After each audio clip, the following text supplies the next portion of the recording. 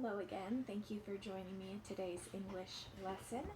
We're going to be continuing with American pronunciation, but today we're going to move away from vowels for a little bit and talk about another very difficult sound for non-native speakers to produce, and that is the TH sound.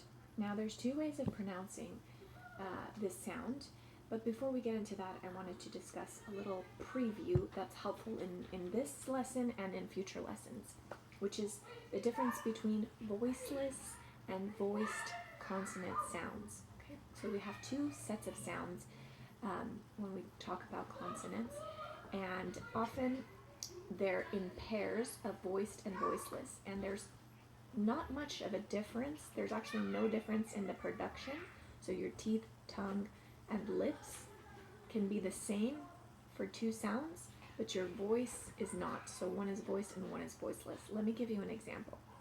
The S sound, S, and the Z sound, Z. Okay, so as you can see, my teeth, tongue, lip position, S, Z. It's the same for both of those sounds. What's happening differently is the use of a voice. So how can you tell when something's voiced or voiceless? One easy way is to put your hand on your throat. When I say the sound S, I don't feel any movement or vibration in my throat. I'm just using air to produce that sound. Whereas if I'm saying Z, Z, I'm pushing my voice. I can feel my vocal cords vibrating. I can feel some shaking here. And I'm using more than just my breath to produce the sound. So again, voiceless and voice. Voiceless, you don't feel anything. Voiced, you feel the vibrations. Other than that, the mouth position is the same. So, keeping that in mind, let's talk about today's sound, TH. The TH sound is difficult for a lot of students because it's not found in so many languages. It has the same spelling in English, so luckily you don't have to worry about the voiced versus the voiceless spelling, but it could be difficult because that's not an indicator of which is which, right? So again, how do we produce this sound?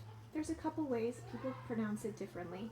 I wrote down here two, but I'm only going to talk about one, the one that I'm most familiar with and that I use, which is putting your tongue between your top and your bottom teeth. Not super out, right? If I put my finger in front of my mouth, I should just hardly touch my finger with my tongue. Okay? So that's basically it. Or the, okay? So that's how we produce the sound. Now what's the difference between voiceless and voiced? Let's take a look at some examples here to compare. Let's go with voiceless first. Three, the number 3. We all know what that is. That starts with a voiceless TH sound. So again, putting our hand on our throats. 3.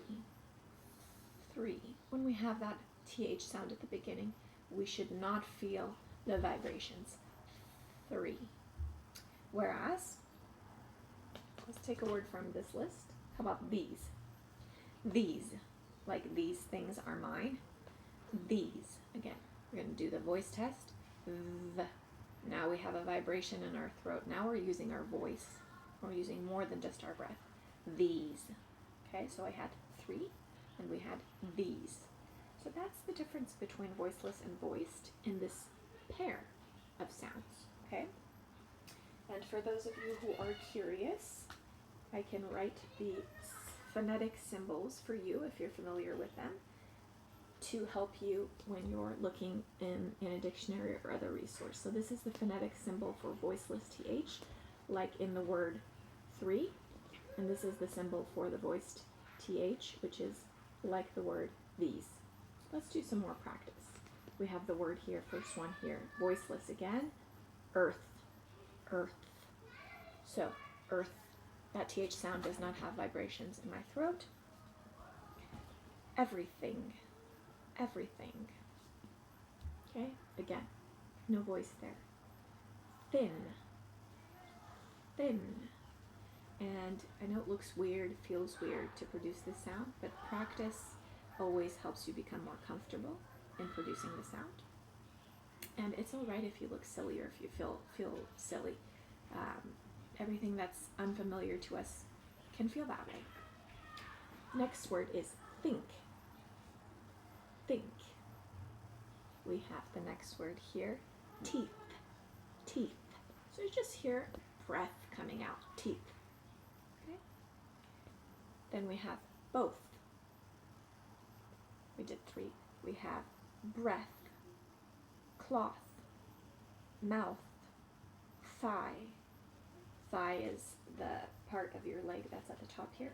And the last example is theme. Now let's try these voiced TH sounds. Together, together. Now we have a voice here. Breathe. Okay, so let me stop and talk about this one. We have here breath, and we have here breathe. Breath is the noun, my breath. I can hold my breath underwater. Whereas breathe is the verb. I can breathe better outside. Okay? So the noun is pronounced with a voiceless TH, and the verb is pronounced with the voiced TH. Another comparison we have here is cloth versus clothes. Cloth is the material, any material that clothes are normally made from. And clothes are the actual pieces of cloth that we wear, like a dress or pants or shirt, whatever. Okay, so another common connection there. Then we have mouth. Okay, we also have a verb. I didn't write it on here, but mouth with the voice th, mouth. It's a verb meaning to move your mouth for a particular reason, like if you want to be quiet but you want to tell somebody something without using your voice, you mouth the words to them. Okay? Alright, keep going. Let's do this, that, these, those, another, then, and thy. So I put these ones here so you can hear the comparisons. This one is thigh. Thigh is the part of the leg on a human or an animal. And then thy. Thy is very old English, but you might come across it in like a prayer book or, you know, old poetry. Thy means you. It's not used very much these days, but you might encounter it, so I have it on the list. So again, here are your practice words so that you can practice on your own the voiceless and the voiced TH sound. Here we have no voice, just using our breath, and here we are using our voice, so we have to feel the vibrations in our throat, like these, those, that, okay? So hopefully this is helpful for you to practice, to differentiate those sounds, or just to practice the TH sound in general, because I know that can be a difficult one to produce. As always, please leave your feedback, comments, questions, concerns, or new topics that you'd like to talk about in the comment section, or feel free to DM me, and I'll see you next time.